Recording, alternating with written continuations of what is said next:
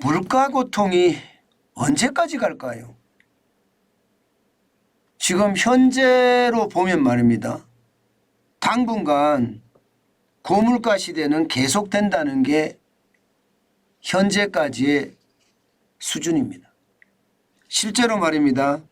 한국은행에서 발표한 3월 기대 인플레이션 하락률, 3월 기대 인플레이션 2월보다는 0.1%포인트가 하락을 했어요. 그래서 이제 물가가 조금씩 잡혀가는 것 아닌가, 뭐 그런 이야기도 당연히 나올 만하죠. 마이너스 0.1%가 됐으니까요. 그런데 수치로 보면요, 결코 많이 떨어진 수치가 아닙니다. 예, 이게 지난 12월에 기대 인플레이션이 3.8%까지 떨어졌었거든요. 그러던 것이 1월에는 3.8% 동률을 기록하다가 2월에 4.0%로 오히려 올라갔었거든요.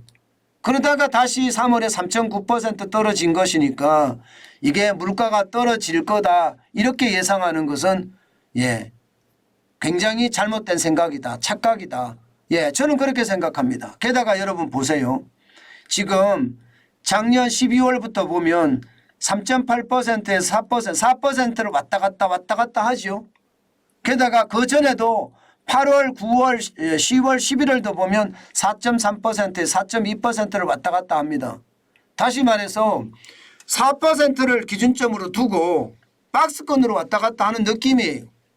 물론 조금씩 떨어지기는 하지만 금리를 올렸으니까 당연히 조금씩 떨어지겠죠. 그러나 이게 물가가 잡혀 보이지는 전혀 않습니다. 3.9%가 3월에 기록을 했다면 이게 결국은 국제유가가 떨어졌기 때문에 혹은 에너지 가격이 떨어졌기 때문에 광물 가격이 떨어졌기 때문에 곡물 가격이 떨어졌기 때문에 광물 가격은 좀 올라가는 추세지만 곡물 가격은 떨어지고 있잖아요. 그래서 이게 떨어진다 이렇게 기대할 수 있는 거죠. 실제로 기대 인플레이션이라는 게 향후 1년간 물가 전망을 나타내주는 지표입니다. 향후 1년간. 그러면 앞으로도 3.9%라는 고물가가 계속된다는 뜻이에요. 지금 사실 말입니다. 기대 인플레이션하고 소비자 물가는 좀 비슷한 양상으로 흐르거든요. 지금 보시는 것처럼 소비자 물가는 5%를 중심에 두고 왔다 갔다를 하고 있죠. 지난 1월에 5.2%까지 올라갔다가 2월에 4.8%인데 아마 3월에는 좀 더 떨어질 수도 있겠죠. 아니면 좀 더 올라갈 수도 있고. 그러나 이게 5% 내외로 왔다 갔다 하지 않을까 하는 게 지금 시장의 예측이거든요. 결국 말입니다. 물가 고통이 언제까지 갈 거냐, 물가 고통이 언제쯤 끝날 거냐 이런 걸 본다면 이게 선행지표인 기대 인플레이션, 한국은행이 발표하는 거거든요. 기대 인플레이션이 2%대로 떨어져야 됩니다. 그래야만 물가 고통이 끝나간다 이야기할 수가 있습니다. 지금처럼 4% 내외에서 계속 올라간다는 것은요, 물가가 장기간 오랫동안 고물가를 유지한다는 뜻이고요. 더욱 심각한 것은 근원물가를 보면 떨어질 기미가 전혀 안 보입니다. 오히려 말입니다. 2023년 1월에 5%까지 최고치 기록했어요. 근래 들어서. 근원물가는 계속 올라간다는 뜻이에요. 2월에 4.8%로 좀 떨어졌지만 이게 근원물가라는 게 일반적으로 그렇잖아요. 계절성이 강한 농산물 빼고요. 게다가 일시적인 게 강한 유가가 일시적으로 올랐다 내렸다 하잖아요. 그죠? 유가도 그렇고 뭐 가스도 그렇고 석탄도 그렇고 이거 뺍니다. 실질적으로 근원물가에 되면 이게 안정적으로 공급이 되면서 물가가 이렇게 우상향으로 천천히 올라가는 그 물가를 말하는데 이게 지금 상황이 안 좋아요. 근원물가 상황이. 이런 것을 보면 말입니다. 결국 기대 인플레이션이 떨어지기는 굉장히 힘들어 보이는 겁니다. 기대 인플레이션이 떨어지기는. 결국 말입니다. 고물가는 당분간 계속된다. 이런 얘기가 되는 거예요.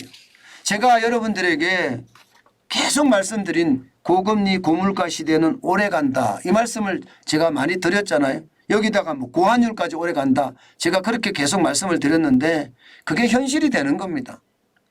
지금처럼 가면 말입니다. 저는 이 물가가 연말까지도 갈 수 있다고 생각합니다. 물론 조금씩 떨어지기는 하겠지만 목표 물가인 2%가 목표 물가입니다. 2% 이하로 떨어진다. 이렇게는 쉽지 않아 보여요. 예를 들어 2020년 5월에 이게 뭐 기대 인플레이션이 1.6%까지 떨어졌잖아요. 이렇게 떨어져야지 좀 뭐 살만한 세상, 예, 돈의 값어치가 있는 세상 그렇게 될 텐데 지금처럼 이렇게 되면 결국 올라갈 겁니다. 예, 게다가 가공식품은 지금 계속 올라가죠. 외식비는 인건비 때문에 또 올라가죠. 교통요금대로 올라가기 때문에 당분간 떨어지기는 쉽지 않아 보입니다. 그러나 기저효과는 있을 거예요. 기저효과.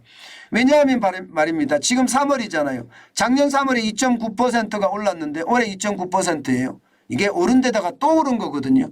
이제 기저효과가 이게 올라가면 좀 덜 올라갈 거예요. 덜 올라갈 거예요. 기저효과가 있어서. 그러나 기저효과는 진실한 물가를 나타내 주는 거라고 이야기할 수가 없잖아요. 결국은 고물가 시대에 우리는 살아간다. 고금리 시대에 우리는 살아간다. 고환율 시대에 우리는 살아간다. 그 생각을 반드시 하시고요. 예, 과거처럼 예, 이 저물가의 저금리 시대 예, 여기에서 탈피를 해야 됩니다. 제가 여러분들에게 이 말씀 참 많이 들었는데요. 오래 갈 거예요. 결국은 여기에서 살아날 수 있는 방법은 딱 하나입니다. 절약밖에 없습니다. 절약밖에. 예, 절약이 최선의 방책입니다. 아마 여러분들 전기료 폭탄 터지고 나서 어떻게 여러분들은 행동하셨나요? 아마 컨센트 다 뽑았을 겁니다. 가스 폭탄, 난방비 폭탄 터지고 나서 여러분 어떻게 하셨나요? 아마도 보일러 다 줄였을 거예요. 껐을 거예요. 심지어는요. 저도 껐거든요. 그게 현실입니다. 이제는 여러분 과거에 저물가 저금리 생각하지 마시고 이제는 고금리 고물가 시대에 산다는 생각으로 우리의 행동은 어떻게 하든 직업을 가진다. 그리고 절약을 생활한다. 이것이 이 시대를 살아가는 가장 큰 비법이 아닐까 다시 한번 여러분께 말씀 올립니다.